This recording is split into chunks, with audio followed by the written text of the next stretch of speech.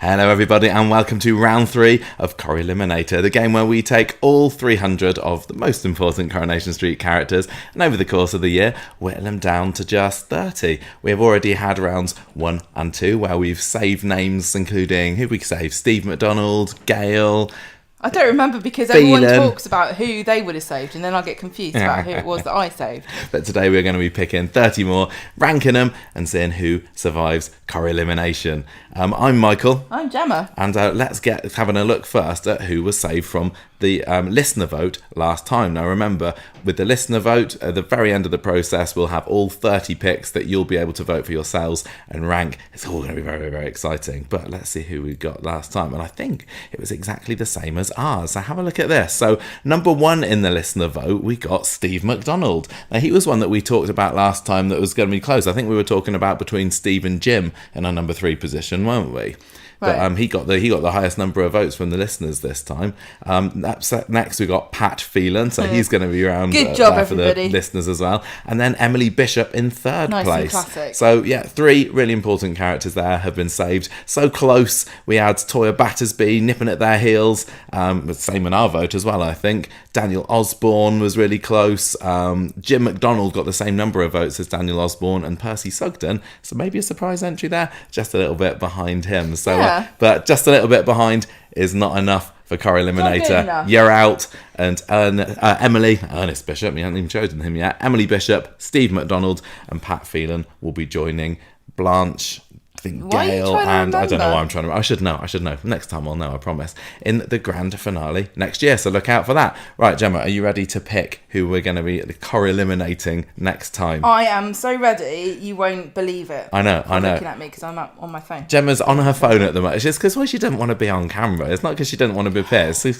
because she looks just so unprofessional. She's scrolling down Reddit. She's drinking a cup of I'm coffee. looking up camping trips. Right, come on then. Who we got? So we have got our random number generator, and this is going to generate 30 numbers between 1 and 240 because we've already been through 60, and then we'll be able to many have match we got them left? to characters. So here are our numbers. Let's see who is counted in there. Oh, So Elsie first Tanner. off, Elsie Tanner is there. So she is going to be our first number. Now, that's a classic. That's going to be difficult not to have her in the final pick. But you know who's she up against? Ivan Chevesky. Ivan Chevesky. So, started... They were living in the same house together, weren't they? Number 11 Coronation Street, right, in the early days. So he married Send him off to Elsie's Canada. daughter, Linda. He was back and forth over the programme, wasn't he? I don't think he's going to be in our top 3 or maybe even our top 10. Number 35 on our list, the next pick is, it's Betty. Oh my goodness. Okay, me. so we've Betty already got Turpin. some big names here. Betty Turpin / Williams, Queen of the Rovers, barmaid there, longest serving Rovers barmaid, and still there in spirit thanks to her portrait on the wall. Up next we have got Brian Tilsley. Brian Tilsley. Hunky Krypton Facts of Tilsley. And Jack Duckworth is Oh number 54. man, Jack Duckworth is going to be there. So we got already Jack and Elsie, and who else did I say? Betty. Give me your- 3 big names already. What do you want? If you give me the mouse, then You can be the mouse. scroll. Look, Gemma's got a job now, everybody. Next, Alma Sedgwick. No, it's not Elma Sedgwick. 58.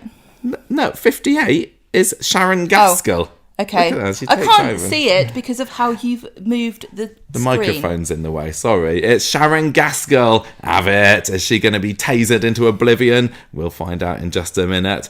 Andy McDonald. We've had quite a few of the McDonalds so far, and we're only on round 3 of Corrieliminator. Andy, the brains of the family. Don't know whether we can say much more about him than that. Donkeys. I think he's going to be for the chop. Next up after Rosie Andy Webster. McDonald. Rosie Webster. Absolutely love her. Bimbo. Well, What I else don't can know. we say about her? She's brilliant. She's so, so good. Bring back Rosie Webster, Fiona honestly. Middleton is next. Fiona Middleton and- also Maureen got- Naylor. Oh, Maureen. So Maureen Naylor. So later turned out to be Maureen Holdsworth, of course. She was brilliant. Sherry Hewson was so, so good playing that character. Who's we Vikram got Desai. next? Vikram Desai. Currently, I think he's playing in Emmerdale at the moment, isn't he? What do you think of Vikram? Don't even Fine. know his name. You're not going to get through. Not going to get through, is he? But I don't know. Maybe he's going to be top 20. Who's next? Debs Brownlow. Debs Brownlow. No. Played by Gabrielle Glaister, of course, who we recently saw on Coronation Street as Fern. Bernie's twin. Bethany Platt is next, and I don't know whether she's going to make waves because her return not really so great. First character that's in the list so far that's still in the programme at the moment. And very obviously a really important character because of how she, came into this world in the Sarah Louise pregnancy storyline. Maybe get on a few people's nerves right now. Who we got next? 112. 112 is, you just done 112, was Bethany Platt. Sam Kingston, the snake. Gemma, the masked python. The always looked like he was a little bit constipated, didn't he? He had the weight of the world on his shoulders. I think he was just really fearing for his position just as a character on Coronation Street. Didn't last too long in the early 2000s. Evelyn Sykes. He's going to be low down. Evelyn Sykes, married Fred Elliott, so she was a bigamist, wasn't she? She wasn't too bad, really. I thought I didn't have that great an impression of her the first time round we watched, but when she was on ITV3 recently, I liked her a little bit more. Kirk Sutherland. Kirk. That second character that's still in the programme. What do you reckon about for his chances? Nope.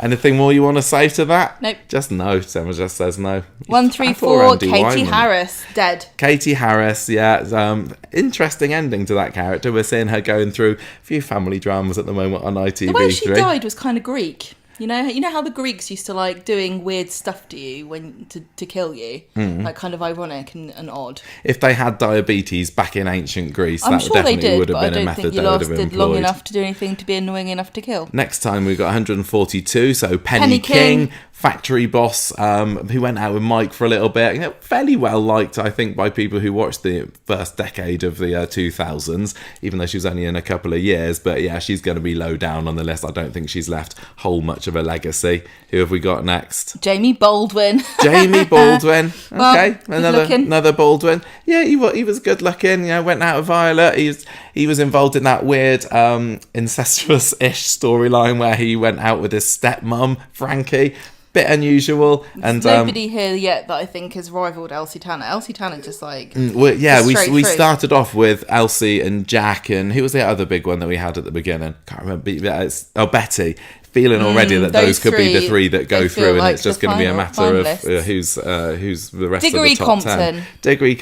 Well, yeah, we have got a few weak names this month, haven't we? This is bad news for a future instalment, though, isn't it? Because it means just it's going to be puts more all the good ones for Renee to wait. Yeah, Baker for about a year or two in the mid 2000s. I think he's going to be showing up relatively soon on ITV3 actually. So watch this space for Jerry him. Morton, maybe the best Morton, but that's quite possibly best of a bad bunch, perhaps. Yeah. He was more famous for playing Sinbad in Brookside, wasn't he? I can't remember what his name was. The actor Michael something or other. I think. Sorry, that's probably sacrilege, but hasn't gone down hugely in Lewis Corrie Archer. history. Lewis Archer. Am I wrong? What number is it? No, I can't see it. No, it's wrong. No, it's wrong. Lewis Archer has survived for another month. Izzy Armstrong. Not as bad as people say. Shirley Lee Houston is absolutely lovely. She's not a classic, is she? She's not a classic. Who else we got? 185 is Carl Munro. Carl Munro. What is going on here with this bit? And Eva Price. Eva Price. Now she's fantastic. Catherine Tilsley left Coronation Street too soon. I would love for her to come back. Throw her into the mix with Toya and Leanne at the moment. You're onto a winner there. Who was the one that you said before then? You're whizzing through this far too quickly. Got stuff to do. We have got stuff to do. Carl Munro, Eva Price, Beth Tinker. Beth Tinker, okay, still in the programme for now. Lisa George, lovely lady. Is that right? A bit annoying as a character. 189. Yeah, we've got 187, 188 and 189 here. So the next one on our list is Mandy Kamara. I think the difficulty is going to here is going to be how do we rank kind of the bottom end of the list? Oh, well, it could make it for an interesting discussion for that at least. Mandy Kamara, she had a tortoise. She went out with Lloyd for a little bit. And she was fine. She just never got a chance. More interesting than her daughter. That's about as much as I can say. Who else have we got? 197 is Alia Nazir. Okay, currently learning how to be a hotshot lawyer over in the Republic of Ireland, where they've got a different legal system, but never mind that. She's a fairly solid character. She's celebrating her 10th year on Coronation Street, just maybe even this month at the moment, actually, and almost. Who has we got next? Sharif Nazir. Okay, so we got Nazir's going head-to-head this month. We got, so Sharif made a... somewhat of a infamous exit, or at least Mark Anwar, the character, did. And he was recently, we saw something about him in the news that he's running for politics now. He's running for politics. Yeah. Who else have we got? number 202, Carver. Andy Carver. Most famous for dying in a really spectacular way and being a victim. Yeah, he was being trapped in a cellar and then later dying. Do you know what I say? What? Equal opportunities for men. Make more men victims. Oh, we just lost the feed there. Sorry if you're listening on YouTube. I've lost the feed and I've lost the list, but I knew what it was. Andy, we were just saying, I think the fact that he died in a particularly memorable way is going to put him higher up the list. I don't know if he's going to make it past midway, but maybe. We still got the numbers here. Let's just have a scroll down. I think it was 225 was our last one. Who is that going to be? Oh, hey, look, it's Alina Pop. Oh, how surprising that she should turn up. Alina Pop just popped in at the end of the list. Interesting, very interesting. Okay, we've got a funny old list this week, this month, haven't we? There's going to be, definitely a battle for the bottom 10. Yeah, there's some big names here. I think it feels obvious to me who's going to get through. I don't think there's going to be much arguing. Probably not, but the ranking should still be interesting. So, going to be fun. Are you ready? Let's get Corrieliminating. Okay then, let's get sorting. So we have got the list of names in front of us. This is going to be an interesting one because compared to the last two what are we calling this? Corrieliminators, I can't even remember what we're doing. The list of characters, it does not appear so strong at first, does it? No, it's a bit of a bag of nothing, isn't it? I mean, there's three top ones here, I think, obvious. Top three. I know who's going to go through. We can just end this now. I mean, I know this is about Corrieliminating. You're right, but we are going to rank. I think there are three obvious ones that are going to make it through. We might as well do you want to throw out them now? Who are you thinking? Jack Duckworth. Yeah. Elsie Tanner. Yeah. And Betty. Yeah, it's going to be them, isn't it? I mean, if you look at who we've got here, it's going to be that. I mean, we don't have to decide the placement yet, but let's whack at those three over here because I mean they're icons, they're classics, and I don't think that anybody else on this list deserves a place there. I mean, some people may disagree with us, but that's I think who we're going to go through, and that's who missed them. But there's a lot that are going to be towards the bottom 10. How do you want to kind of go through the rest chronologically? Do you want to try and fill out some of the bottom, or what do you reckon? I think it's time to put on your sorting hat, Michael. And let's go with who do we think's boring? Who's rubbish right, so on we're here? going to go down the bottom end, are we? Okay. I think it's easier. Do you not find it easier to work your way up? Cathartic, Anna. You're rubbish. I just look at the pictures that we've got of this on the YouTube version. It looks like, you see where Sharon is? It looks like she's kind of reaching down and putting her arm around Maureen's shoulder, doesn't it? Don't worry, Maureen. We'll get through it together. I don't think you will. Okay. Neither of those are going to be in the bottom, at least. But I think, somebody like Diggory Compton, he's going to be there, isn't he? We maybe talk a little bit about them when we're sorting them completely. Mandy Kamara, she's going to be around the bottom, isn't she? He's looking at characters that have barely made an impact or are only in the show just for a couple of years. Anyone else that you want to throw out there to be in the bottom? Sam the Snake. Sam, Masked Python, yeah, he kind of has to be, doesn't he? I think not many people are going to remember much about him. I liked her, but I think Penny King's probably going to be there. Didn't make that much of a ripple in the Corrie pond. Debs Brownlow. Debs Brownlow's got to be there. She'd been on classic Coronation Street just last year, maybe, and I still don't even remember much about what she did. She's quite lucky to make the long list, to be honest, isn't she, of 300. There were at least another nearly 100 characters that didn't make it onto this. The other character, and also the other character she played, Fern, wasn't even a regular, so she doesn't count. She's not even on the list. Who else? I think maybe Jerry Morton might be there. Yeah. You reckon that fair? Eve Sykes, possibly. There's some around the middle that are considered more main characters, but not necessarily memorable.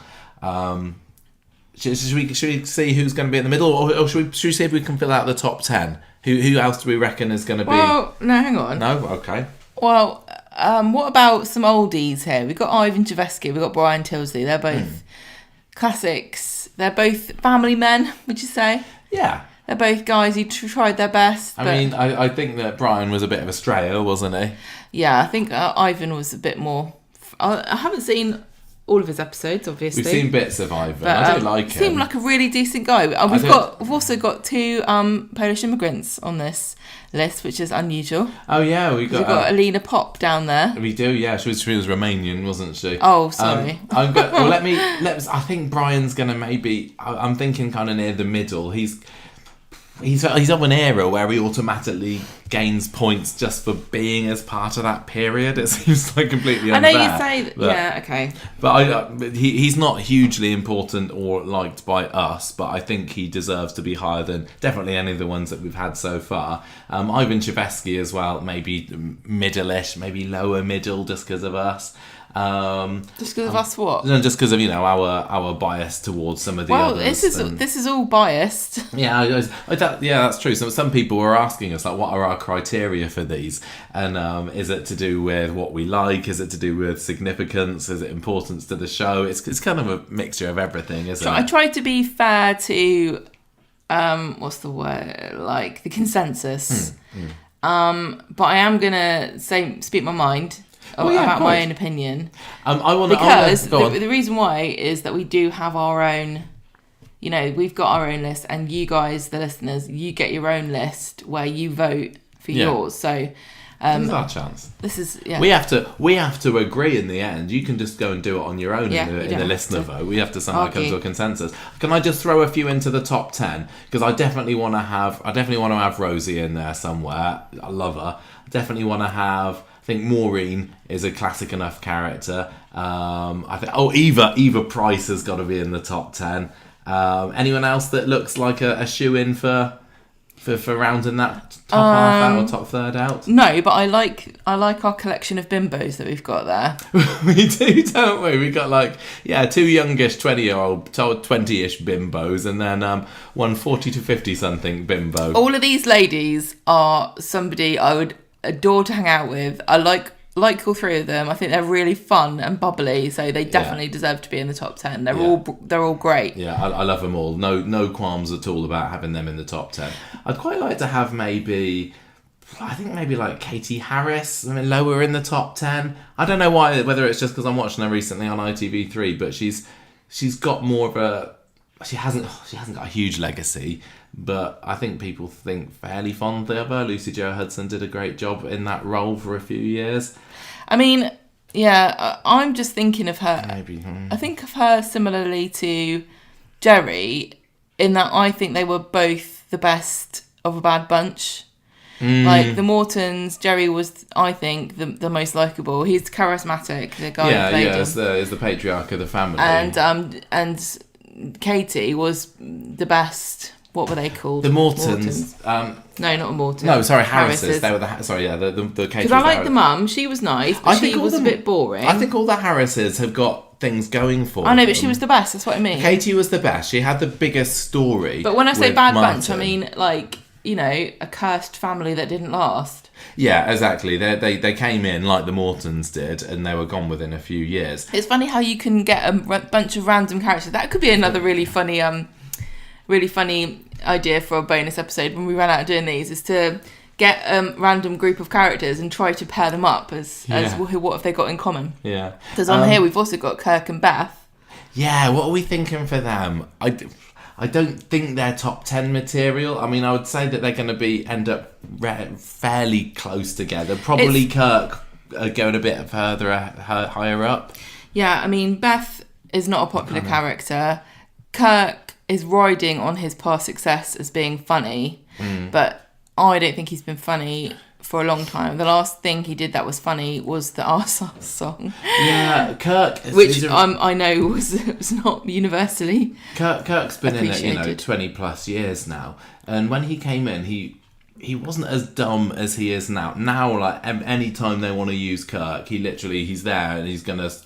I almost dread when I see that he's sitting there and they're saying something and here we go, what's he going to say next? It's very rarely clever.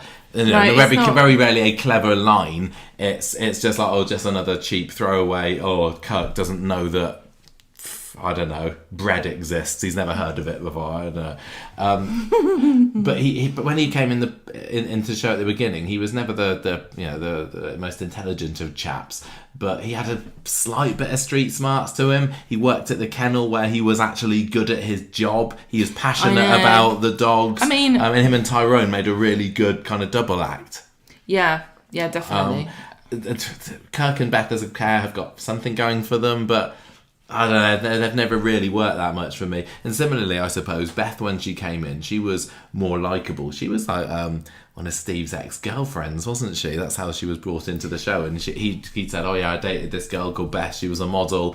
And then, she's going to come back on the scene. But then she showed up, and not quite how Steve remembered. And she was really quite a sweet character at the beginning, wasn't she? My only real memory of early Beth was doting on Craig, and that scene, was it at Ken's house where Craig was just loafing on the sofa with the rat? Yeah, Daryl the rat. I think, so as a mum, when Craig was young enough to still need mothering, she was great. And when she first showed up on the street, people thought that, oh, here we go, here's another attempt to recreate Janice or Scylla. And I can totally get that, because she was this big, bolshy woman, sometimes rubbed people up the wrong way. But she had much more of a heart of gold. But since... in the last, I don't know how long it's been, 5-6+ years, she's just slid, and now all she is she's vicious and vile, isn't she? She's got really not a good word to say about anyone. Occasionally it can be funny, like we had the mediation meeting the other week, and she and Kirk were perched on the bar stools there, just enjoying how terribly it was going for Debbie. But on the whole, she's just not very pleasant. But she's like you need that kind of character. She's kind of like a female Les Battersby.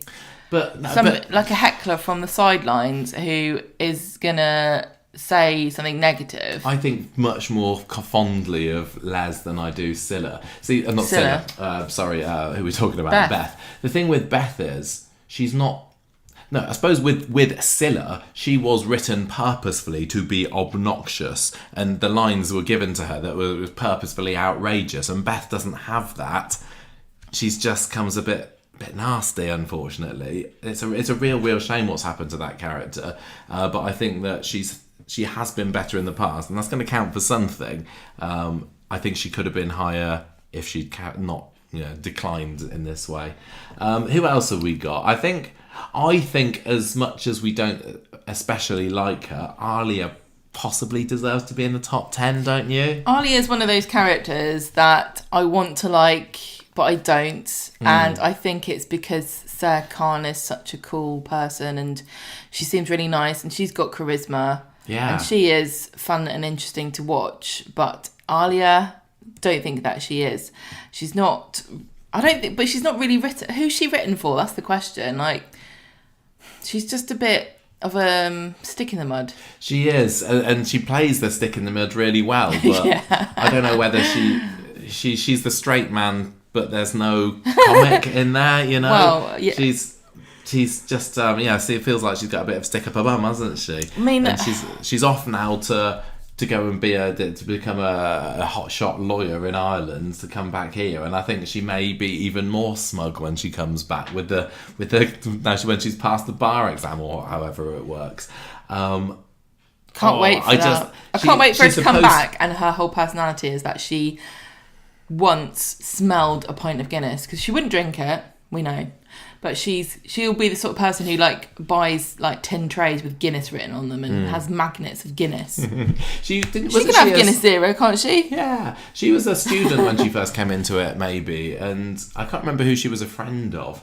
I know she shagged Gary, so she did she did after a little while. But she's always seemed like a bit of a studious type, and there's nothing wrong with that, but she's not had the story that's really made me enjoy her, and we've not seen enough fun Alia, which I'm sure must be in there somewhere. Well, she kicked Jeff off a roof. Oh yeah, she's good. Yeah, there's some points for going against Jeff. Although I remember one of the things I remember in one of Jeff's last episodes was when he and Alia were at that confrontation, where was it, in Speed Dial, and he whacked her around the head with a money tin. I was kind of going, yeah, go Jeff. Yeah, hit her. But I do like the villains anyway. I think you're right. Sarah seems absolutely lovely, but I'm not inspired. Alia's just a by bit Alia. dull. But I think that she probably does still deserve to be, for longevity's sake, because she's got a good number of episodes under her belt. She probably might just sneak into the top 10, even so. Not sure, but what's she going to be like when she comes back, considering that she went off fancying Adam? Yeah, that's bad news, that man. Story, that's not particularly... That's not doing it for me. Okay, what about... I think, Sharon Bentley, Gaskell, whichever one you want to call her, she's a really popular character. She's only been in it, she's had a few stints in the early 80s. Then again in, 99, I think she came back. And then again just a few years ago as head of the criminal organisation, which was a bit of an odd choice for the character. She's certainly charismatic and charming. She's got, I always thought that when I was watching her back in the other day, she's got these really expressive eyes. She's a lot of fun. She's camp as you like. She's cemented herself as a Corrie meme. There aren't many kind of Corrie meme gif kind of scenes, are there? But that tasering scene with the Abbott is there. So I think for many reasons she deserves to be at least in the top half. Don't know whether it's enough to be in the top 10. What do you think? I just think everyone loves her because of the Abbott scene, and I think the story that she was in was a bit silly. The drugs thing and the hate gangster stuff, and that was all a bit weird, and it didn't really make any sense.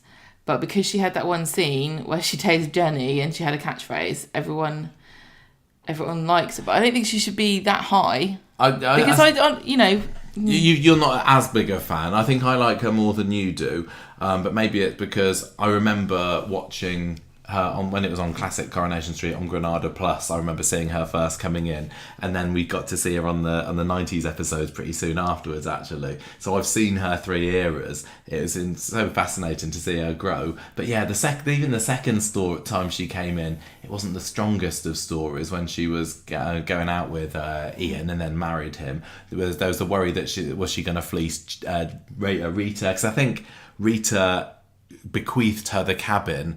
And then Rita bequeathed her. Exactly. And then Sharon was in charge of the cabin for a bit, and then she didn't, and then she immediately wanted to sell it on. So she kind of was a little bit nasty and ungrateful to Rita. So yeah, she's not always been the most, likeable of characters. She's not been written to be likeable, but there is something about her that I know the fans really cling on to. So I still reckon maybe top half for her. There's a couple of other kind of classic names there, aren't there? Like Andy McDonald. He kind of deserves, just for his McDonald pedigree, to be in the top. We've got a few hunks here, haven't we? Got a few boring hunks left on the table. We've got Jamie Baldwin. We've got Andy Carver. We've got Vikram. Yeah, you're right. Actually, there is a bit of eye candy for the ladies there. We've got a few old foxes there. We got. Are we? Sharif and Carl. Carl. All right, we'll just leave them there. So the hunks. So you call them like pointless hunks. Now, luckily for me, you're not into hunks, are you? I'll do for you. But yeah, Jamie, Vikram, Andy. Well, both of the Andys there. None of them I've got that I can think of have got the most obvious personality. They've played a role in the stories that they needed. Andy, obviously twin brother of Steve McDonald. Andy McDonald, and he, I think he's probably most famous for having a donkey farm, which we've never seen him have. I don't think he has got a donkey farm. He's got a donkey sanctuary, and he falls over in Spain all the time. You sure you're not thinking of Maria and Kirk's parents there? Steve does live in Spain, doesn't he? He moved... Steve? Oh, sorry, Andy does live in Spain, because he came in with Steve and Liz and Jim in 89, and they had some great sibling scenes there, lots of squabblings in the bedroom, and then he had a couple of girlfriends. Was he going out with Flick, maybe? I can't remember. Was that Steve? He had Amy.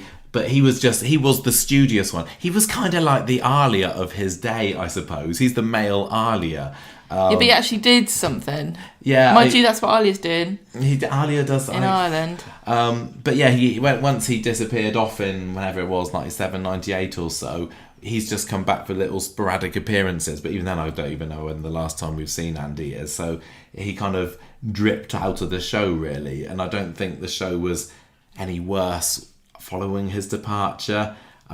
He's an all right kind of character, but I think Steve was definitely the most charismatic of the two of them, and I'm glad that we kept him at least. But yeah, pedigree wise, he probably deserves to be higher than Jamie, Vikram, and Andy. I mean, the other Andy and Andy Carver. I mean, he can't be too high, can he? Andy Carver was fun because he had a great exit, and he was a bit dull, a bit like the other guy that got killed by Vinny. Phelan. No, Luke. Luke and Andy were both like eye candy that Pat Phelan killed off, but he was writing a zombie book. Oh yeah, he wasn't. He was a novelist. He just became interesting right before he disappeared, and we all thought that Pat had killed him. Was he? He was going out with Steph, wasn't he? Was he? Yeah, I think so. Because wasn't she going off? Yeah, when Steph disappeared, Andy was supposed to be flying out to wherever with her, and because Phelan had whacked him with the laptop, we thought that he'd killed him. Steph was like, oh, obviously Andy's abandoned me. So that's why she never looked for him. But yeah, the scene, or the story with him in the cellar, not only was that a brilliant reveal that we thought he was dead, but actually he'd been kept alive all this time, seeing those scenes between him and Phelan in that cellar were brilliant, weren't they? Yeah, I love those. They were fantastic, and obviously his death was controversial, but we thought it was great scene. So I love it. But I think, as a character, he was fairly inconsequential. But I've forgotten the name of the guy, Ollie Farnworth. I wanted to just tip my hat to him because he had to work so hard to keep it a secret that Andy had come back, right? And he couldn't tell any of his family or anything. It was like super top secret. Well, they smuggled him into the studios underneath a duvet or a coat or something, Fantastic. didn't they, for weeks? And now we're going, Andy wasn't even that an interesting character. How long was he in the show? 2 years, he wasn't 3 in years, it for maybe, very long. if that. And he always felt like a side character. And although he's got a memorable death, a bit like, I said with Andy McDonald, once he left, it was like a show he's very well getting on without him. Same with Andy. See, this Other is the Andy. problem. There shouldn't be too many Andys. With a lot of these characters on here, is they all feel like side characters, even though they're regulars. There are a lot of side they're character just all feeling. like, I had 1 or 2 plots and then I left. Jamie Baldwin, so he came in with the Baldwin clan in 2004. He's been all right. Shagged his mum. Shagged his stepmum, yeah. After dating Leanne. Not much else went off with Violet. He was likeable. He's a good guy. He was absolutely doomed, fine. Considering that he was not a northerner and therefore hated immediately. I don't dislike him. I just have got very few strong feelings about him. I think I would probably put maybe Vikram higher than Jamie. I don't know. Almost You've anything seen very little of the Decise, haven't you? Was he?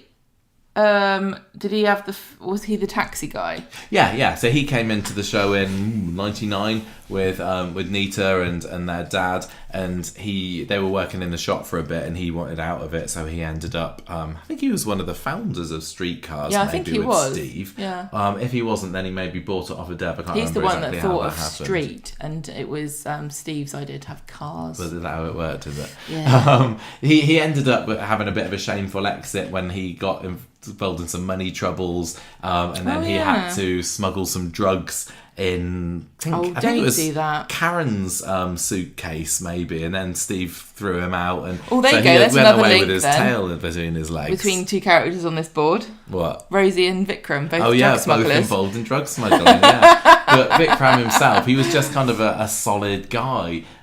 Nothing, to set the world on fire. That's the trouble with being a middling hunk, isn't it? Yeah. You just skate by on your looks, and therefore you don't have any good stories.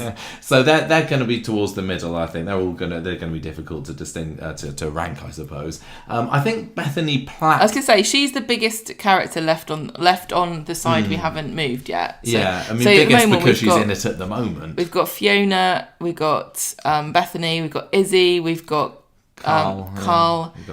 Sharif and then Alina. Alina. I can't see from where I'm sitting. It's hiding from the view of the camera. Bethany, I think, probably does deserve to be a top 10 slot. Well, we can put her. We can put her. We'll put her over on this side to begin with. Should she or Alia be higher? That's a good question because they're both a similar age, aren't they? Yeah. Well, Alia a bit older, I suppose. Alia's been in it. They've both been in it the same amount of time because Bethany was born on the show, but she went away and came back twice. Well, Lucy Fallon came back in 2015 or so, and she had about 5 years or ish, and then disappeared off. I mean, she's obviously got the bigger storyline than Alia. That grooming story from 2016-17 or so was amazing, and it got all the awards. Lucy Fallon was absolutely brilliant performance in it, and I think that her high position on the list is going to be a lot to do with that. But personally, I'm going to say I don't really like Bethany, and I remember when everybody was saying, "Oh, Bethany's going to come back. I'm so excited," and everyone's really hyped about it. And I thought, I don't feel as happy as everybody. I feel a bit bad and left out because I really sympathised with her, and I thought the story was great, and I think Lucy Fallon did a great job.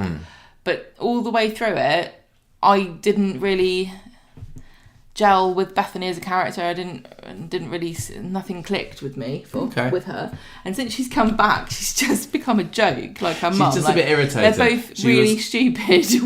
Bethany was getting there before her last exit, and having her sniffing around Daniel as Sinead was about to shuffle off her mortal coil was not a good look for the character. And so I was glad when she proposed to Daniel. No, Daniel proposed to her, but called her Sinead, I think. So she went off to London to be this hotshot journalist, which I still can't back. It doesn't make sense in my head that Bethany, just because she once wrote a kind of good blog post about her ordeal with Nathan, she's now the world's best writer.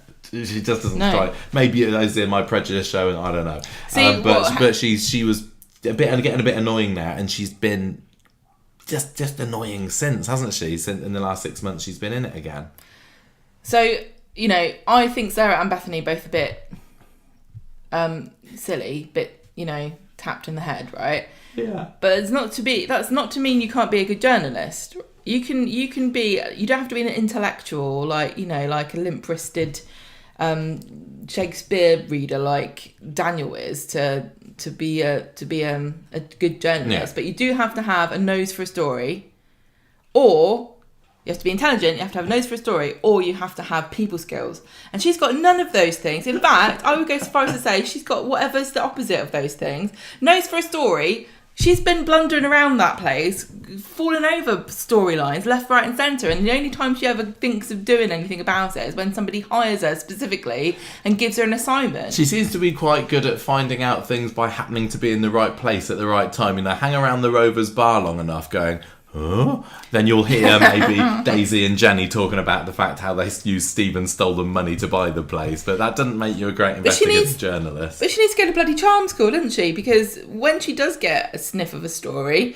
she just blunders in and offends everybody or makes the witness run off. Or well, she was a somewhat tactless with what was her name, Ellie, from a few weeks ago, the other girl that Joel's got his claws into. I don't want to be too down on Bethany. Well, she's high. She's pretty high there. She's a popular character. Lucy Fallon is a popular actress. Lucy Fallon does seem like an awful lot of fun as well. Yeah, and she's on Soap Queens as well, isn't she? Drama Queens, whatever it's called. So she's got a fan base. She's popular. I just think the character is... it's difficult to say whether she's badly written or not. It depends on whether they mean her to be as stupid as she's acting. It's the same as Kate, right? Do you remember when Kate was in it and we were always making fun of her because of how entitled and daddy's little rich girl she was, and she didn't have any life experience, and no matter what she did, she'd just expect her dad to bail her out. And I think at the end of it, Corrie realised what they had done with the character. They lent into it, and they actually made that her shtick. And I don't know if they're going to do that with Bethany because she's so stupid. Honestly, love, stick to writing about air fryers. I don't really buy her relationship with Daniel at the moment. No. I I get how he clearly has got a thing for blondes when that's been part of the story, especially with Lauren this year. But I don't believe that she would provide the right level of intellectual stimulus. They're not going to be sitting around reading Seamus Heaney together, are they? More like watching Shameless. I reckon Daniel takes after his dad, Ken, in that he likes a woman who is almost as smart as he is, but not as smart or like not as well read or intellectual as he is, because he wants you to know that you're not quite as smart as he is. So you have to be smart enough to realise. Is he just with Bethany because it makes him feel cleverer? Yeah. Maybe. Because, at this point, Bertie's growing up, so he's going to lose that battle of wits fairly shortly. It feels like we've been ragging on her too much, but I still think she's it's the same as Alia. But this is character that she should be high up here. This bunch of people, I think, are not that interesting. So even when I'm putting together the top, I think the top 3 is obvious. Yeah. But I think the rest of them are just a bag of... Okay. They're okay. They're side characters, and when you've got 300 people, they're going to be Corrieliminated then, isn't it? But when you've got 300 people in a cast, you're going to have some like this. You can't have passengers. Let's kind of lightning round. Just sort gut feeling. Where do we think for these last ones? And then we'll maybe rank them and the ones we haven't spoken much about. Right, Fiona to me feels like middle-ish, high middle. She's from that Middleton. Middleton in the middle, exactly. I kind of putting her around here. But you can't. I'm not going to say why. That's what I'm thinking. Don't be visual with it. Oh, in the middle. Right. Izzy feels like she should probably go towards the middle as well. Do you reckon? Izzy is one of those characters, again, like Alia. I want to like her, but I don't. She's not. Really. She's not. Always written as the most sympathetic character. But I think if they leaned into it a bit more, I'd find it more intriguing, because you'll often find that people say who are struggling with disabilities or chronic illnesses or something along those lines that it's very difficult to advocate for yourself, because it becomes frustrating for everybody, because you often get overlooked and you have to really forcefully advocate for yourself, and people can find that difficult to deal with. And Izzy does do that every so often. There'll be a story where she points something out, and that can make you unpopular. And if Coronation Street leaned into that a bit more and explored that with Izzy's character, I think that would work really well, because it's really tough, because you want to be, everyone wants people to like them, but it can be difficult when you're trying to campaign for things, because you're asking for stuff. And I'm not trying to say anything negative about disabilities, but I am saying, like, from even my experience of like having to ask for things and having to point out that stuff isn't set up for how you want it to be, I'm sure that's a very common experience that people will say, and Izzy is that kind of character, but because she's not been in it very much. Well, she's like you said with some of the others, feels like a bit of a side character. She always has been, and I don't know whether there's maybe because of Cheryl Lee's condition, there's only a certain amount that she can be in. Obviously, she had that big gap during COVID where she was locked down herself. It was brilliant how they incorporated that for that short period into the story when she was at home. Some good stories based around. Like when she was wanted marijuana, when she's a cannabis storyline. Also the really sad story with the surrogacy where she couldn't go in the room because she it wasn't great set up in that. for her. She was really, really great in that. During COVID, they had her with her flatmate Fergus. Well, neighbour. Neighbour, those kind of stories I think are really important. But again, it's kind of like the problem when you represent a whole group of people. The same with the Baileys. They brought the Baileys in as the first black family, and then they were like, right, we've got to tackle these racist issues that we hadn't been able to before, and then they became the face of that issue rather than being characters in their own right and being reduced almost to just an issue. So it's really difficult balancing act when you want to tackle things that are seriously important and impact people in real life. But you also want to demonstrate too that these characters are so much more. But I think that maybe they do a good job of that with Izzy. But I think I do like Izzy. When you see her, but she can sometimes be a bit much, even though she's not in it very much. If that makes sense, she's kind of almost like a mini Beth that she can be a bit nasty. She can be a bit and nosy and gossipy, and she kind of sometimes seems to delight in other people's misfortunes, which is who doesn't? Right, this lightning round's going brilliant. That was Carl Monroe. I think is going to be to talk about. Well, no, I said we would eventually. Like Carl Monroe, I reckon is probably going to be in the bottom 10. That not made much of an impact. Sharif probably the same. Do you think? Don't really like him. Bottom-ish. And Alina again probably towards the bottom. You've just got everybody in a big lump. Everyone's kind of around the same place at the moment, but we know who roughly is going to be in the top 10. Shall we start trying to give them a ranking now? Who's the worst? Who's the worst here? I am going between Diggory and Debs. Debs, because I don't know who Debs is. Yeah, I mean, you've probably only seen a handful of episodes where they're in if they happen to appear on the DVDs. At least they tried something with Diggory Compton, which is to make him Fred Elliott 0.2. He was. I mean, I think there was some overlap between Fred and Diggory, so it wasn't like they were saying, Fred's gone, who's his replacement? But he really was just another Fred, but nowhere near as charming. Baker, wasn't he? He was a kind of a cross between Fred and Reg Holdsworth, but didn't have the charm of either of those characters or the humour. I mean, Eric Potts, I think, is the guy who plays him, who we saw in Panto just a few years ago, didn't we? He was great. He was brilliant. That guy is a force of nature in the Panto circuit. He writes it. He does everything, doesn't he? He's absolutely bloody brilliant. I'm glad he found his niche in the world. Yeah, but it sure as heck won't Diggory Compton shove him in 29. This role just wasn't necessary, but because we've got some kind of memory of him, and you're right, they tried to make something of him rather than Debs, who just kind of came in as Natalie's sister. I don't really remember what she had in the way of stories apart from buggering off with Natalie's boyfriend Vinny at the end. Yeah, that didn't work. Diggory's next because he failed as a parent to not teach morals to his daughter. He became a strumpet and then died. Literally, his lack of parenting killed his daughter. Yeah. Because if she hadn't been such a slag, she would still be alive. Because Sally would have rescued her, wouldn't she? I'm just telling it like it is. Do you think that maybe Mandy should be next? I'm saying this because these are fictional characters, okay? Before anyone gets shirty with me. Mandy? Yeah, Mandy. All I know about Mandy is that she had a tortoise. She did have a tortoise. Because I don't say it that way. I say tortoise. She was Lloyd's girlfriend, I think, wasn't she? Who they reconnected after, however long away. She was nice, but she was bland. She was, yeah. But not as bland as her daughter. This is just a bunch of blandies. She's one of the blands of the blands. Yeah, I think Diggory's possibly more memorable, but because he was more irritating, I think he deserves to be lower. Another bad parent. What, by not making raising her Jenna daughter boring as well? She was brought in almost as a Betty replacement, wasn't she? Do you remember? She was the cook in literally. I didn't even know they had in the Rovers for a bit, but I don't really remember what happened to her in the end. How was she the cook when she didn't even have the recipe for hot pots? I don't know. I don't remember.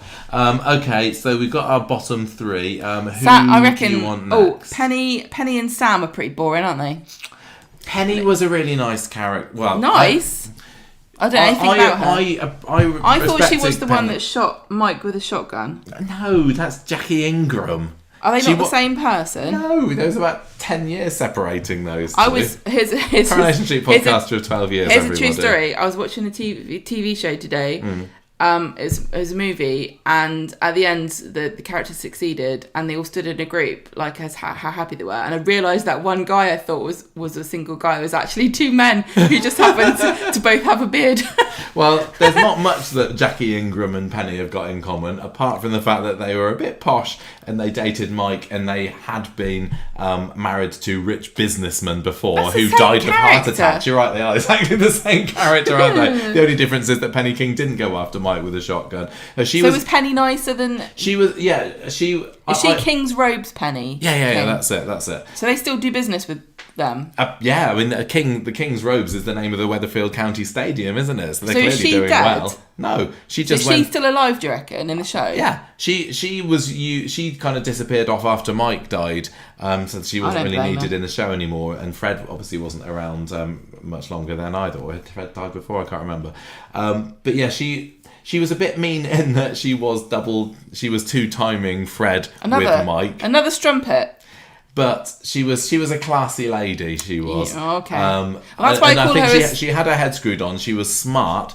If she's classy, I call her a strumpet rather than a slag. Is this going to get flagged? No, I liked Penny. I thought her stories, for what little of them there were interesting. But she's not a legacy character. So in the same way that Mandy and Diggory really, really aren't. This is only for the YouTube listeners, watchers, but I'm kind of sitting to the side of the screen, so I can't see the pictures very well. And for a while, I wondered why we had Annie Lennox in the mix, but it's not. It's actually Sam. Yeah, I see. Yeah, he's looking very sultry in this picture. Was it Debbie Webster? I don't know. But I don't know. So easily confused. Oh yeah, you can tell it's because there's no earrings. I'm kind of thinking. I'm looking at Jerry. I'm looking at Alina. I'm looking at Carl, Sam, Evelyn. There's not much. There's not much in them. I'm kind of Sam the Snake always struck me as like they made him a stripper, and then they realised that the guy that they hired didn't.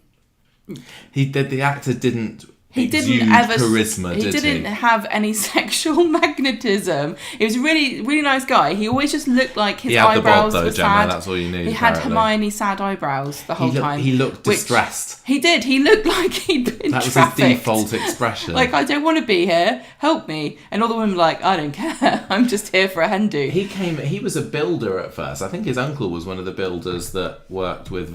Did he go out with Toya? Yeah, Dougie. Yeah, that's right. He was going out with Toya at the time of the rape. She's a dark horse, isn't she? But yeah, there's not much going for him. And I think if you look at some of these other characters, maybe not Evelyn. He's not really.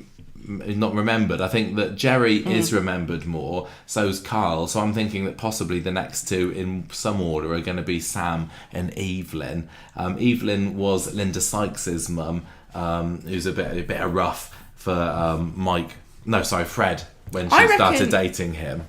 I reckon Sam is less interesting than she is. I think so as well. She had a bit of bite she's horrible, to her. But she actually had quite a kind of dramatic story, didn't she? She seemed to me like she was. Yeah, was she not the mum of the guy that was Dean? Yeah. She was the mum of the Fresco siege gunman. Killer. Yeah, exactly. Well, no, he wasn't the killer. He was shot. Yeah. Well, he was still involved in it. So she was great during. Well, he was shot by Emma. Yes. Yeah. Exactly. And then they all had dinner together, and everyone realised that she was his own mum.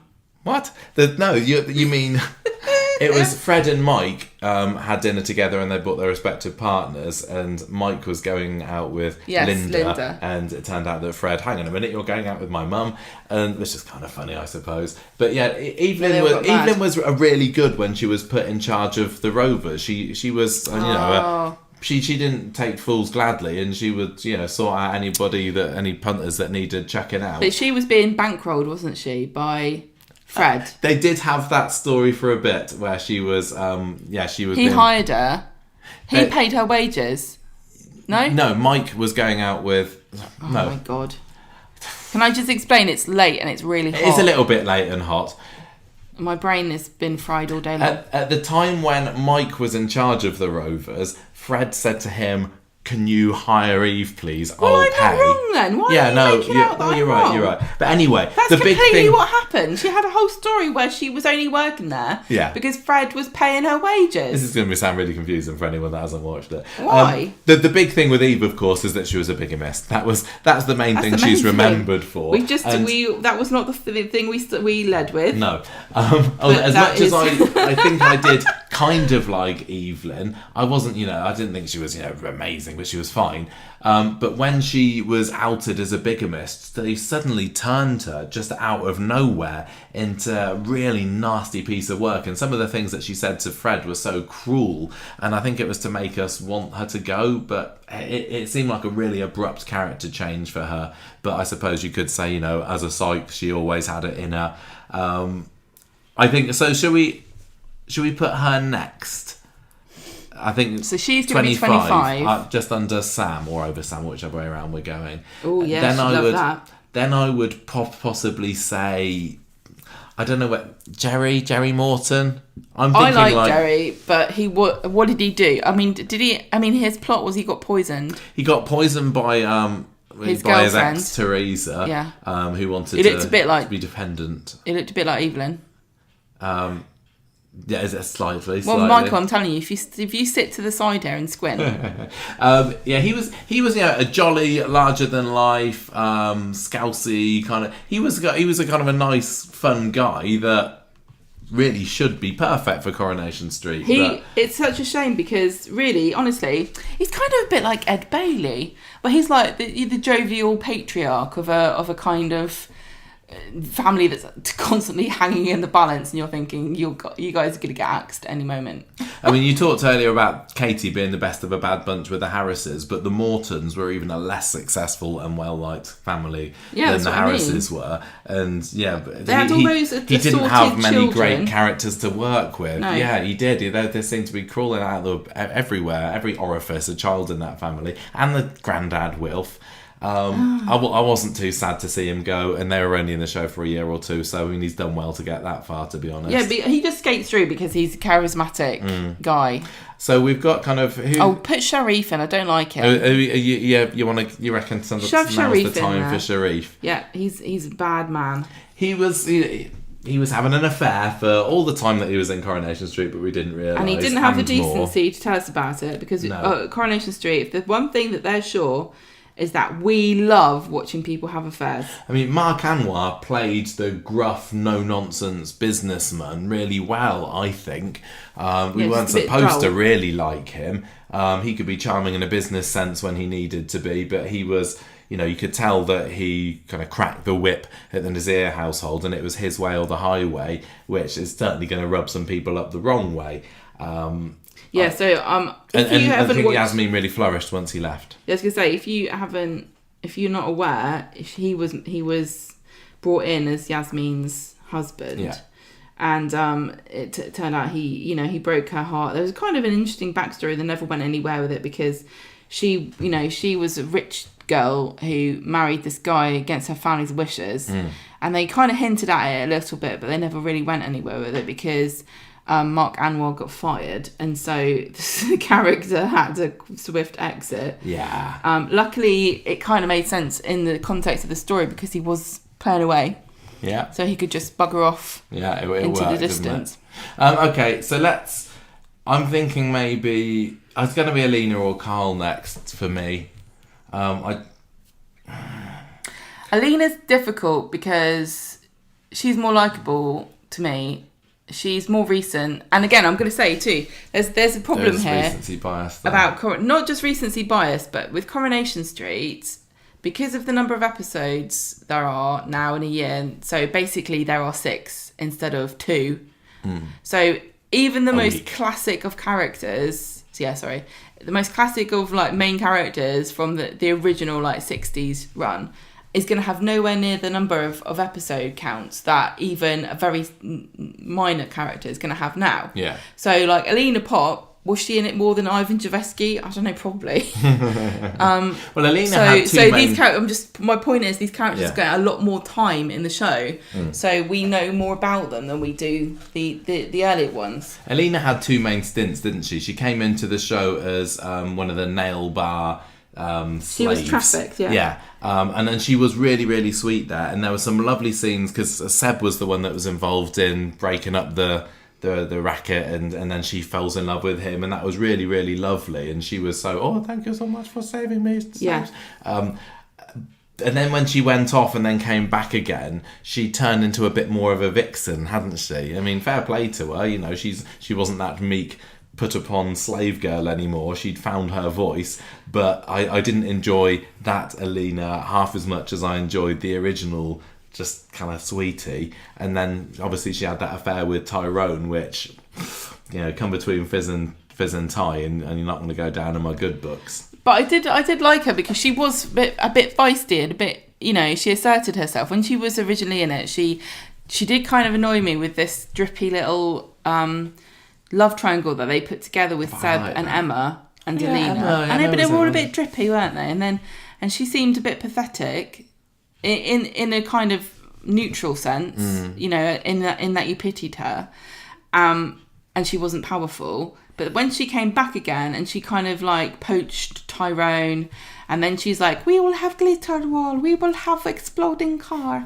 And she kind of tried to mould this like, an older man in a country that she does, second language. She really asserted herself in that family. And there was all the stuff also with Hope and the baby and... Oh yeah, Hope hated her, didn't she? That was really interesting. Yeah. And now we wonder where she is and what she's up to, because the last time we saw her, she had indigestion in the airport lounge. Well, she was patting her belly for some reason, wasn't she? I would probably want to put her above Carl, because I don't think we could talk about Carl half as much, even though he was in the show longer. He was there behind the bar at the Rovers. It should be an important position. But really, if I think Carl, what do I remember? It's that he had this weird relationship with Sunita that I didn't really buy, and then he set the Rovers on fire. I know. Which is, significant thing to do, don't get me wrong. But well, that's an interesting thing, isn't it, to consider. If you're comparing two characters, you're going to say which one's higher in the ranking. If the ranking means nothing, the ranking isn't about anything in particular. You could say that actually Carl should be higher because he had more of an impact on the show. He killed a character, main character, and he burned down one of the main locations on. Well, he didn't burn it down, and Alina is just more likable and recent. Yeah, I think for me, likability trumps when they're so close. I think likability trumps. I'm not really trying to argue with you. I'm just pointing it out that that some of the this, and also you could do this tomorrow and have a different list, a different order. Right. Next up, I'm thinking that there's too many good-looking guys here for me to decide. All these hunks. I'm probably thinking Chivesky. Do you reckon? I'm thinking that Andy Carver has managed to hold out for longer than he probably deserved. Okay, no. I'm going to say other hunk. Jamie. Jamie goes next because what did he do? No, put him there. I'll put Jamie. Because Andy Carver is higher, definitely, just because of his exit. Okay. And I reckon Vikram's next because what did he do? What, after Jamie or before after Andy? Are you putting Vikram below Andy? Yeah. Because Andy's significant, right? Because of his exit being so controversial. Yeah. And I think that, how people always say, the 90s was a big tipping point for Coronation Street because, Brian Park got rid of all the characters and it's kind of became a different show. Yeah. I think you can't really put your finger on anything quite as monumental was that in current Corrie, but there's definitely this era, the Kate Oates era, definitely turned Corrie into something slightly different. And if you're going to say what was it about that era that was so controversial and different, it was definitely Andy, Pat and Vinny, that scene in the mill where he kills them both, or makes Andy kill. I think he's significant, and I also I like the character. And they did a good job of what they do sometimes, where they're going to get rid of somebody, they make you like them just before. That's really, like how when you watch he was superb in those cellar scenes. When you watch The Traitors at the beginning, when there's loads of characters, you always know who's going to get voted off because suddenly this character, this person, is in it more, so that you feel sad or feel something when they get voted off. Are we putting Andy next? He surely can. And then Ivan. Yeah, Ivan's got to be higher because he is an OG. He is. I think there's Linda's what? Yeah, Elsie's daughter's husband. Well, he's Elsie's son-in-law. Yeah, That's the phrase. I think the people who've seen more of the classic era would probably be arguing, or might be arguing, for him to be higher. But this is really a case of where, for our personal list, we couldn't put him much higher because we've not seen as much of him. He seems like a nice guy. I really like him, but this is what my point was earlier about the number of episodes. It really makes a difference. He wasn't in that many episodes, so he didn't have much of a chance to make a big impression. But I will say, I thought it was very sweet.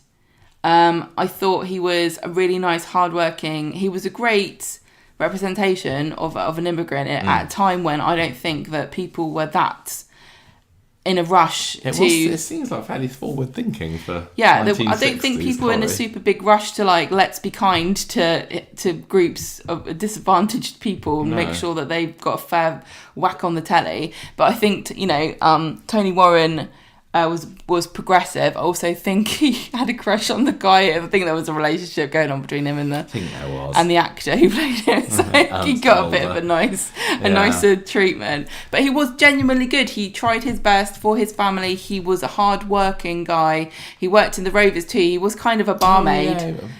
He was barman. I don't think he was a pot man, but he would wipe out the glasses with the towel. Stuff up. And I thought he was just a nice guy. Okay, so I think that Andy McDonald probably should go higher than some of these others on the list, because we got Beth, Kirk, Izzy, who we do have a few more negative feelings towards, which I can't say that I have towards Andy.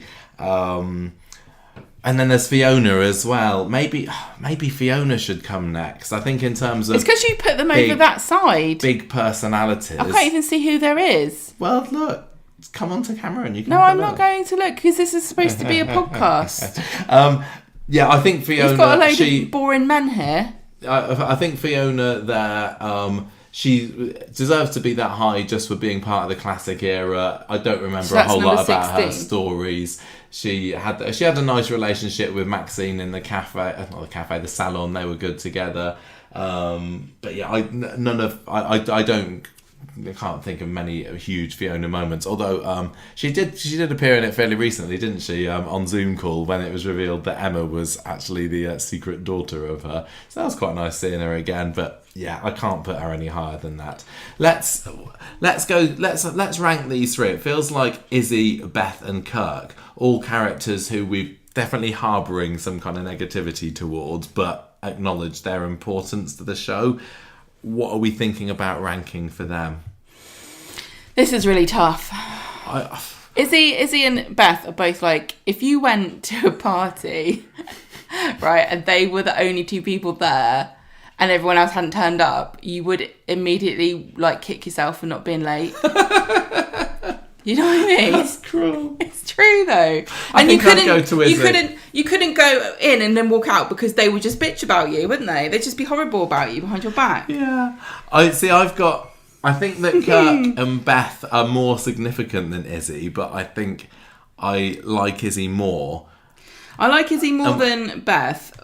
I think that Kirk needs a bit of kudos because of the fact, I just think he's badly written now. I think the character could be great, but I just don't think they've got any lines. It's like whenever they write a script, and I know this isn't the case because the people that write the script, I have massive respect for them, and I don't want to criticise, but I am going to. Feels like whenever they have a script that's got Kirk in it, they put insert funny line here, and then they just leave it to the last minute and go, crap, what can I put in here? Well, it almost sometimes seems like the script writers are told, right, you got to include Kirk in this. It's Andy Wyman. We need to get his episode count up for the year, and they sort of given this throwaway lowest common denominator line for him, and then pack him up in a box again for even when he had his own story with Beth. It was awful, and I mean he should have come out shining like a Which story star. are you talking about? When she was having an affair. Oh yeah, Marco. And you couldn't I love Marco, and you should have really been like, oh yeah, is she a cow, Kirk, poor Kirk? But you were thinking, I don't know, yeah, they should break up. Kirk also has some lovely scenes with Maria. You know, when they remember once a year that they're brother and sister, and Maria's going through her latest woes, and Kirk can sometimes come out with some really unique analogies to help her understand that things aren't so bad as she's maybe making out. I think out of those three, Kirk should be higher. When Kirk comes up with Highest. some kind of piece of life wisdom, it's like one of those dogs that can count, and you think, you can't really count, you're just looking at your owner to get when you should bark. Right, I'm going to say then, I'm going to reckon that maybe Beth at 15, Yeah. Izzy at 14, Yeah. Kirk at 13, but we might move him later. We got Brian, we got Andy, we got Sharon, we got Katie. We've got all two near tragic each other deaths now. here. Who? We've got Brian and Katie. Yeah. I think I don't want to put Brian too high. I don't want to put Brian too high. He feels like he's there because he's Brian Tilsley. Of course he should be there. He was Gail's first husband. But again, if we're looking at a personal list here, we've not seen very much of Brian's era. Not seen much of him. I don't really... when he was in it, he was just... He felt a bit full of himself, didn't he? He was like, "Oh, look at my lovely perm. I'm a hunk and I know it." And the character would kind of play away. He was a bit of a mummy's boy. I know, it was really his... The most interesting thing about Brian Tilsley is his mum. Yeah. I know lots of people really, really do love Brian, but he's just not the sort of person. I mean, if I was in a party, and that's a stretch to be honest, and it was Izzy and Beth and Brian, I think Brian would be the person I'd want to see the least out there, because he'd probably try and talk to me about cars or football or something. You can't just vote everyone down. At least Izzy and Beth might try and talk to me about Big Brother or the soaps. But he is a really important character.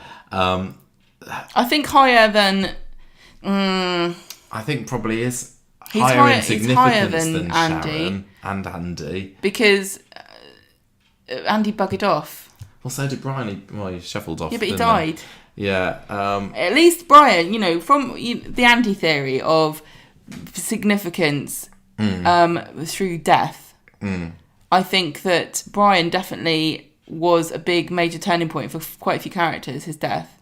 Do you think that either Katie or Sharon should come first though? Because we've got them there because, well, I particularly like Karen. I know she's a really popular Sharon. I know she's a really popular character with a good number of the Corrie audience. Katie, I just got this thing. I think she had something, and the Lucy death. Jo Hudson is a great actress. Yeah, her story was very tragic. It was. They would never do it now.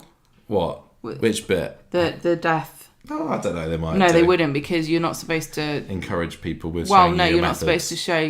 How it's. She did have that. It odd was very story. very Shakespearean. Her main story that she's remembered for, not necessarily just for that, is how she was going out with Martin, and it was this scandalous, huge age difference because he was a grown man and she was 16 still in at the school. time. Yeah, that was odd. And just currently on ITV3, she's not taken her pill so she can try and get pregnant without him realising. This is why you don't go out with 16-year-olds. No offence, 16-year-olds. I think that those four, it's going to be whether we go for personal preference or significance, isn't it?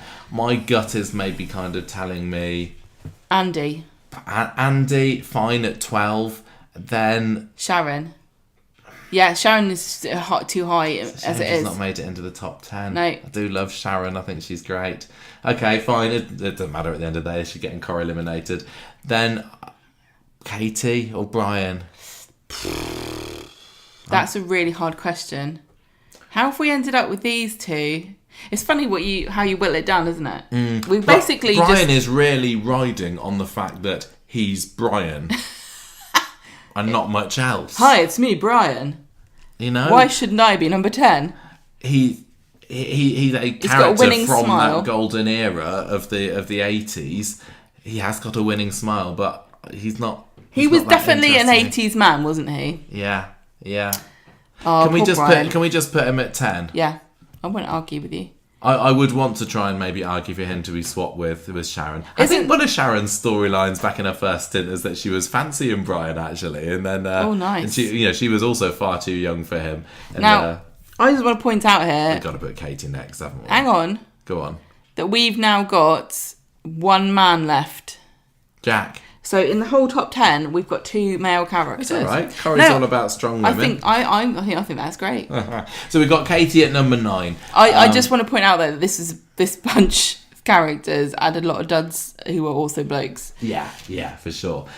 So I think definitely Rosie, Maureen, Eva are going to be 4, 5 and 6 in some kind of order. Yeah. So really it's who gets yeah. higher out of Alia and Bethany. Oh, this is now. hard.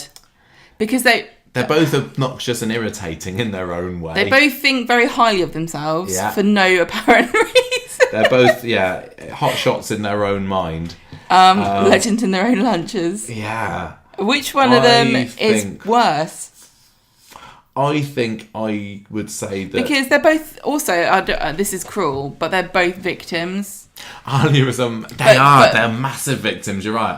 Alia milks it way more than Bethany does. Yeah, she does. She really does. She's an actual victim, whereas Alia just like latches onto other people's misery. Alia was stabbed and almost blown up in a van, Gemma. That's because she drove a van with a bomb in it. And her dad got burned in a raging inferno.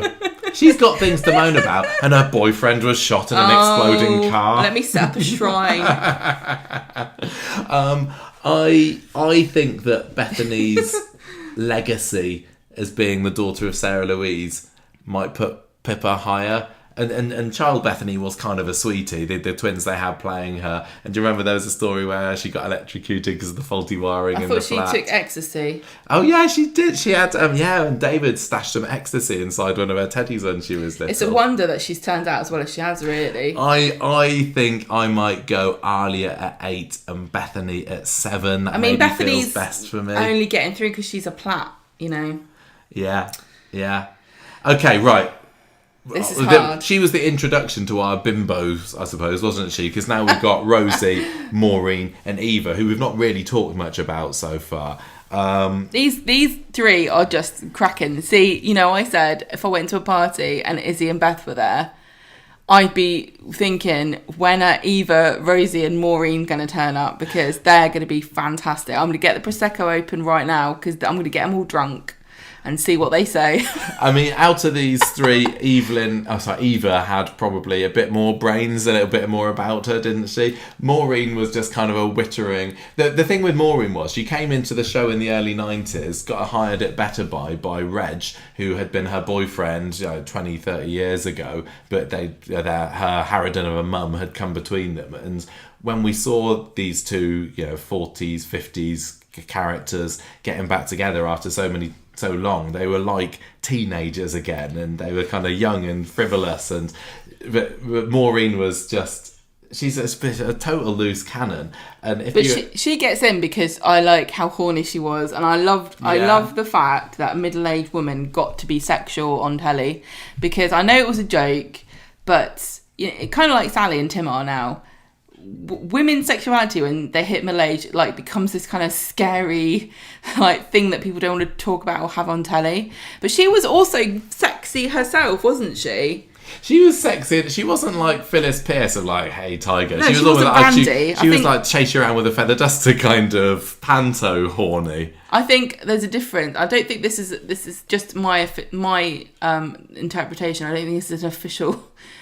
But I think Randy is where you're frustrated and horny, and horny's where you've got an outlet for it. Well, she was certainly... That's how I differentiate. She was certainly frustrated for a while because old Maud was getting in the way of her and Reg being able to consummate or reconsummate their relationship. Sherry Houston, I always get those two names mixed up, was fantastic. And even with some of the dramatic scenes, like when they went to the D-Day graves and she found Maud introduced her to the grave of her father, who she never knew, that he was an American soldier. She had some... She kind of went off the boil once Reg left. I think they were a definite brilliant double act. But she floundered and then she sort of disappeared off, and even Maud stayed on for a bit longer. She definitely brought the carry-on spirit. And the saucy postcard. Waterbed scene, one of, honestly, it gets brought up a bit like the AA meeting scene, and sometimes you think, it can't be that good, but the waterbed scene cracks me up. And I think it is partly down to Sherry's performance as going, oh my gosh, what's going on? She was just bubbly, vivacious. Yeah. Fantastic. But I is she better than Rosie and Eva? I think I would personally put her above Eva, but only just. I think Well, the hang comedy on. of... Well, who's... in my head, I'm putting Rosie at 4, then Maureen, and then Eva. Really? No. I enjoy the comedy of Maureen more than the more balanced character of Eva. And Eva did have that period at the beginning, the first year or so, where she was very boring. Very boring and bland. It was while Stella and Carl were still around, to be honest, a lot of it. Eva's peak period was when it was her and Leanne and Toya in the Rovers together, the threesome, and also her relationship with Aidan. You remember the Sexy Maxi scene where she comes with a mariachi band? Yes, I can never forget Sexy Maxi. But you know, her relationship with Nick was dull, but I enjoyed the scene where all the stuff with her giving birth to the baby, baby Susie, and Toya being there, and Toya with that in that scene, in that story. I know it was bonkers, but I thought it was they acted their socks off. I really found it so compelling. I thought it was great. It was really great drama. It was soapy, it was silly, but it was also it touched on some serious issues. The bit where Eva gives birth in the bathroom and Toya's there with the baby was just brilliant. When Aidan came to say goodbye to her, Eva, and she didn't know. And then they had that sad dance. That was brilliant. I mean, the dramatic highs that Catherine Tilsley offered as Eva definitely, to me, outclassed anything dramatic that Rosie and Maureen were given to do. But they weren't given much to do. Higher. I think that these two, I think that Rosie and Maureen are funny. They had drama, but they were not as complicated characters as Eva. I think that, you know, Rosie had her story where she was kidnapped. She was a bit of a naughty teen. Rosie really came into her own once Helen Flanagan took over. This is who we're ranking here. Helen's Rosie, not the actress who played her before, who was just a little girl who was quite kind of surly and didn't make much of the character. But I mean, if Rosie was still in it now, there'd be no question she would be ahead of both these characters. But I feel like she was cut off in her prime a little bit. I feel like they leaned really hard into the comedic bimbo side of her the longer she was in it. Well, yeah, when she was a teenager, at the beginning, she was just kind of a smart kind of. Well, she was like a Britney Spears kind of like, oh no, this girl in her short skirts and pigtails is going to seduce all the men folk. Well, even before that, she was just kind of a fairly smart, 13, 14-year-old. Then she went through the goth phase. There was the great story with Sal being the pushy mum, getting her into Oak Hill and making Rosie go through all the dance classes for her Bugsy Malone. But it was when they realised, oh, hang on a minute, we can make her a bimbo, that for me the character really came alive and just consistently comedic. So many great moments. When she came back and she was smuggling drugs by accident. She was Lady of Law. That was great. She and Gemma. I'd love all three of these women could come back to Corrie technically, but if Rosie came back, paired her up with Gemma, I think that could be really fun to watch because they had a few scenes back before Helen Flanagan went off on maternity leave again, and then that friendship was gone. I think Eva's higher than these characters because she had so many more storylines. She helped free the martyr from the O'Driscolls or Driscolls. The Driscolls. Yeah. She had that friendship with Billy. She had her singing. She had her laugh. Oh, do you remember that? Yeah. Oh yeah. A bit of a Mickey Mouse, wasn't she? I think she's great.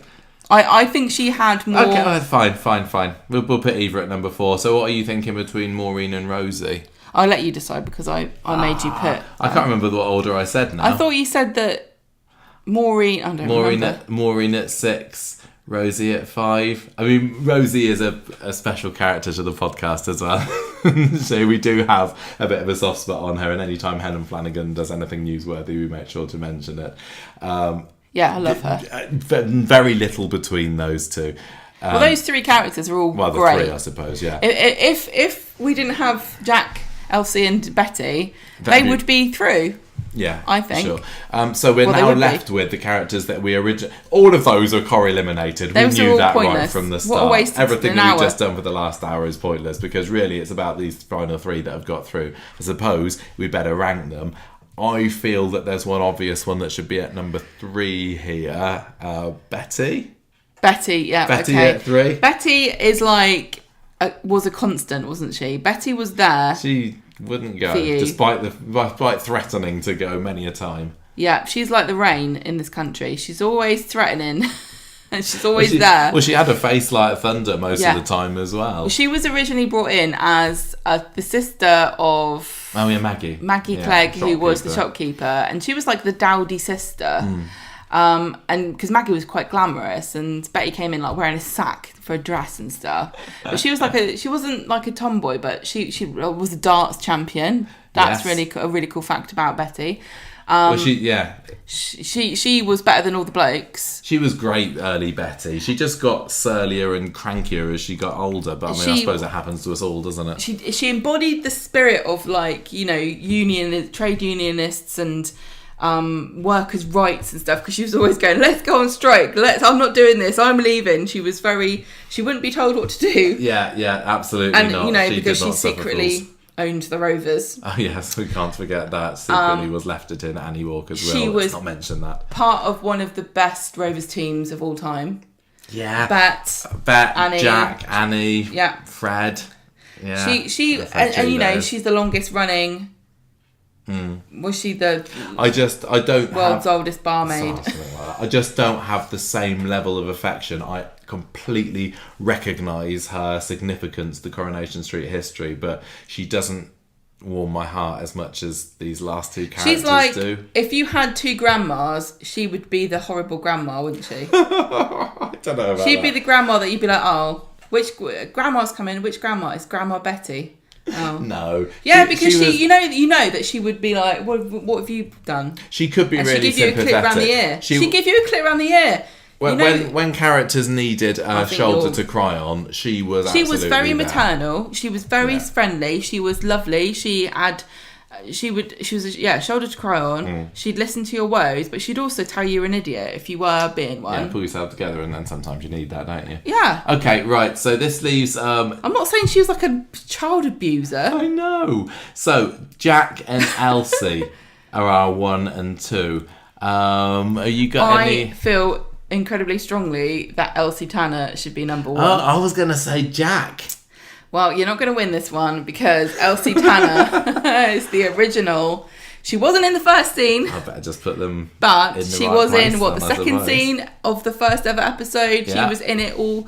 She was on and off. She left in the 80s. She died in a car crash, just like Princess Grace of Monaco, and she will forever be in our hearts, the princess of. Maybe not the most famous princess to die in a car crash, but anyway, carry on. Well, there were at least 2 I can just think of off the top of my head. But she was sexy. She was a screen siren. I think she was a major part of why Corrie was so popular. She didn't suffer fools gladly. She had a fantastic double act with Dennis Tanner in the 60s. She was brilliant. Was just enchanting. She was a character that we didn't know much about other than her reputation when we got the DVDs and watched the 1960s episodes. We had a really good idea before we went into them about what Ina was like, what Annie was like, what... who were some of those other characters Hilda, there? Stan. Yeah, exactly. We knew what we were getting with those, but with Elsie, it's like, well, she's just some vixen, some kind of. Well, Pat Phoenix is, a big star. But she blew She's us away diva. straight away. I just loved all of the scenes with her and Dennis. Dennis Tanner is one of my favourites ever on Coronation Street, and they made a brilliant double act. She's also campy and she'd make saucy expressions, and the bit where the camera hits her in the head and she kind of gives him a little look was fantastic. But what I would say might count against Elsie, and which is why I would be more inclined to put Jack higher, is that she was great at the beginning. But I'm only basing this on the DVDs. When she had the period, I think it was when she came back, she was a bit more just a landlady. She was not a landlady. It was Susie and Gail that was it. They're living together in there, proper landlady of a house. Yeah, she didn't have that spark anymore as she was getting older. She had a lovely final episode when she went off with Bill Gregory, was it again? But many of her other relationships, I didn't think that much of. Steve Tanner, This was the trouble with Elsie, is that she was always man-chasing and none of them really were good enough for her. But I still think that she was fantastic. When she was good, she was really, really good, you know? Yeah. And but then I'd say that for Jack. no, I think Jack, I've said before about Jack and Vera that I don't rate them as much as everybody else does, which I know is like, you can't even say that. That's sacrilege. That's Coronation Street sacrilege. But all opinions are valid as a double act, I didn't really. I thought it was kind of a bit sad that they hated each other. No, but they loved each other. He didn't say that he hated her, but I know. he obviously loved her. I'm not sure. I think it was very toxic. That scene where Jack and Vera are in bed and Vera was saying to him, oh, you know what, if we could do it again, I'd still pick you. And he kind of snuggles up to her. But then when they were at each other's throat, it was brilliant. You know, the dating scene in 83 where they're dressing up as different characters and then they realise that they've been matched with each other. The Bowles story that's just been on the repeats recently where he dresses up as Ida Fag. His death scene, Jack's death scene is one of the most iconic ever on Coronation Street. It could have gone so wrong having Vera coming back as a ghost, but it worked brilliantly. I know that Elsie had a great scene as she was getting into the taxi at the end, but Jack trumps her every time. No, I'm sorry, no, because Jack, although I actually think I liked Jack as a person more once Vera had died, which I know is also awful to say, and I'm also going to point out that a lot of the time I didn't watch Jack in it. You know, that's true. I haven't seen Jack at his best, so not much. You're going to have to forgive me. But then you also not alive in the 60s to see much of Elsie. I've seen enough of Elsie to know that she is an iconic street legend, and if you have never seen an episode with her in, you need to watch it because she was just great. She was funny, she was witty, she had a spark to her, she didn't suffer fools gladly. I thought she was great. Whereas, you know, I don't want this to be a negative, but you're kind of forcing my hand. We're still putting Jack at number 2, aren't we? Because I think Jack was better without Vera. He was a nicer guy without her. I loved him and Connie. I thought that could have been a really sweet relationship. I still do agree with you that him and Vera going off together was very sweet. I just think that they were trying to be Hilda and Stan, and I thought that even though their relationship was even worse than Jack and Vera's, I think Hilda and Stan did it better. Oh yeah, I think so. And first, I would also like, you know, I know I'm not going to win, so there's no point trying. But I would also like to point out the Jack and Terry relationship was great as well, and Jack saw right through Terry as being a nasty piece of work, whereas Vera was always ready to sort of bow down to him and say, oh yeah, you just made a mistake, haven't you, Terry? And he was like, no, he's a bad piece of work. Yeah. But he's a great character. He's number 2, but I just cannot have Elsie anywhere but number 1 because I think she is the best character of this batch. Well, I don't think Betty would be happy to have been beaten by Jack. I mean, I suppose it was only fair because in the episodes, Betty beat Jack every time when they were at each other's throats and they're over. But okay, we've got our list, I think. So I wish I was more articulate about what it is about Elsie that I like, but you've done a decent job, I think. I think Pat Phoenix also was great. I think she was of her era, and I think that she was a really fascinating character. She was magnetic and charismatic, really, and so from the first, from the second scene ever of Coronation Street, she was spellbinding. Right, let's run down our top 30 and end this here then. So, at number 30, we have got Debs Brownlow. Sorry, Gabby. Debs Brown who, I say. Diggory Compton is at number 29. 28, we had Mandy Kamara. 27, Penny King. 26, Max Python, it's Sam Kingston. Going up to 25, Evelyn Sykes. 24, Jerry Morton. 23, Sharif Nazir. 22, Carl Monroe. 21, Elena Pop. So into the top 20 now. 20 we had Jamie Baldwin. We got all the hunky guys around now. 19, Vikram Desai. 18, Andy Carver.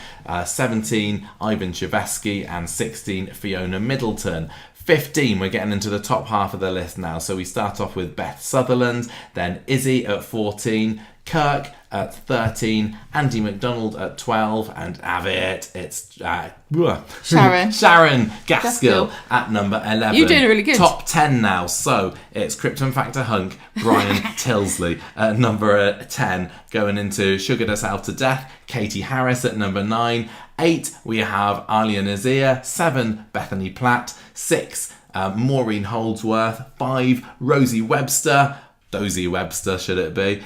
4, Eva Price, and then our top 3 who've been saved from Corrielimination this time and will go through to the final round next year. We have got Betty Williams, Jack Duckworth, and Elsie Tanner. And there we go. Congratulations, you 3. We knew it all along. We knew it an hour and a quarter ago, but we just had to put everyone else in an order. Just to waste time. So that's it for round 3 of Corrieliminator. That was fun. Guys, what we want to know now is, what do you think? Would you save these same 3 people from Corrielimination, or is there a favourite that you've got from the rest of the 27 that you think should sneak in there as well? If you do, follow the link that goes along with this episode and you'll be able to vote in the Corrieliminator poll for round 3. It'll be open until, late July when we do the next round of this, and you can pick your own 3. But that's it. We're done. Thank you everybody for listening or for watching if you caught us on YouTube. It's been a late, hot one. I'm probably sweating like a pig on camera at the moment. But I'm glad we got this done because I do love a bit of Corrielimination. Anything you want to add, Gemma, before we finish for the evening? No, but thank you very much for your good roundup then. I couldn't decide whether you sounded like a Top of the Pops guy or a racehorse announcer. Wasn't going for either, but I'll take it. Right, we need to go. Thank you everybody again, and we'll be back soon with another episode of Conversation Street. So, goodbye. Bye.